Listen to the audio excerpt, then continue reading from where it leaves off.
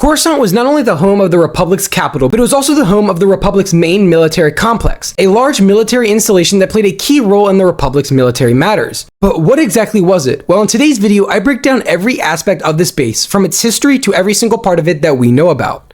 For the Republic!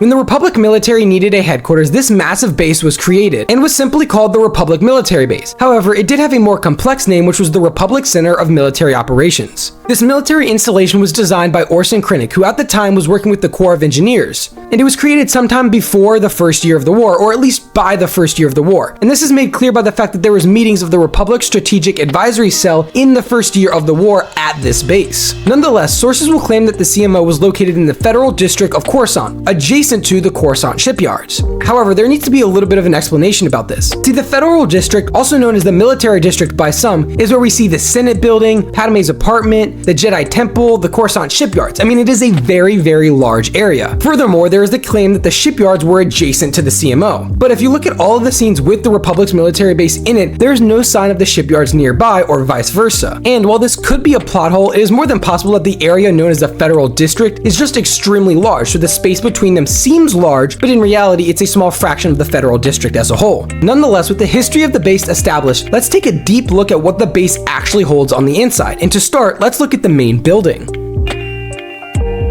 The exterior of the building is marked by its unique shape, on the front side with two dual medium or maybe even heavy turbo lasers on top, and the back side of the building having two communications or command posts on the top. Within the center of the building, you have a slightly risen area with two towers in front of it as well. Additionally, on top of the building, we can see a number of maintenance areas as well. When looking at the front of the building, you have a large Republic logo on the ground with a Republic flag in the middle. As you get closer to the front door of the building, you have the first memorial wall, a wall of Geonosian rock with the CT numbers of every clone who passed a Geonosis inscribed inside of it. Surrounding this memorial, you have a number of clone statues and more Republic flagpoles. At the front door of the facility, you have the massive doors with a Republic logo on top, surrounded by two large shield generators. As you move inside the building, it becomes much more complex. It obviously came with some of the basic amenities for clones, including a cafeteria and likely some housing for the troopers on the inside, though there's more on this later. The interior would also have a number of specialized rooms as well, like the Strategic Planning Amphitheater, which was at the very top of the building and was where weekly meetings were held by the Strategic Advisory Council. And later on during the war, Krennic was tasked with remodeling and expanding this space as well. Sticking to the upper levels of the building, we also know that there was a number of offices for high-ranking members in the Republic military. This can best be seen through Vice Admiral Rampart's private office in the Bad Batch. Then finally, you have the two most known parts of the entire building. First off is the prison. We know that the base did hold a fairly large prison, but it was not the largest on Coruscant. We also know that it was more than likely solely used for prisoners of the Clone Wars, as we can see Poggle the Lesser, Wat Tambor, and even General Lilsum being held here. Finally, you also had the courtroom. This was the largest single room we saw in the entire building. And this place was actually huge, not only in width, but also in depth. As you can see, multiple balconies for viewers to watch trials, as well as a number of long walkways for those on trial. Interestingly though, is the deep pit below the courtroom, which not only suggests its scale, it also suggests that this main building and maybe even the base as a whole has a number of deep underground levels. This adds further detail to the building, but the base as a whole, because there's so much that could be packed into this base that we just never get to see on screen. And everything we do see and know about may just be the tip of the iceberg. Regardless, that is all we know about the main building. So let's take a look at what surrounded this building and made up the rest of the larger complex.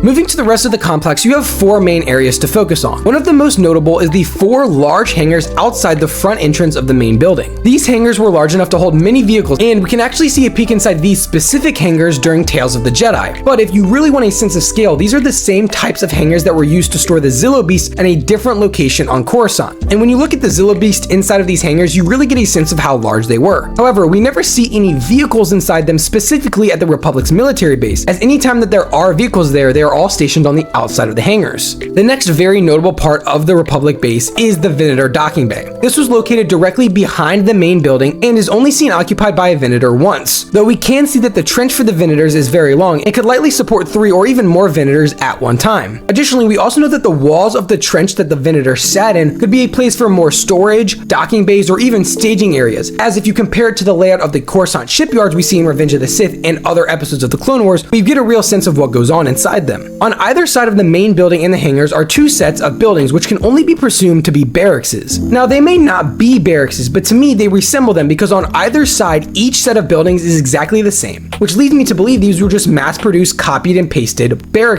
And on the right side of the main building you had larger buildings, and on the left side you had smaller ones, but they were all identical to those on the same side. The final area of the complex is the fuel transfer area, and this was likely used as a power source for the entire depot, not just for the Venators. This was located to the left of the hangars, and the pipes lead all the way down to the lower levels of Coruscant and even connect to some more commercially accessible areas on Coruscant. And this is best seen when Ahsoka is escaping the base, as she uses them to get away from the Republic. However, with that, we have looked at every single detail and part of the Republic Center of Military Operations that we know of. I hope you all enjoyed the video, and be sure to like and subscribe for more content like this.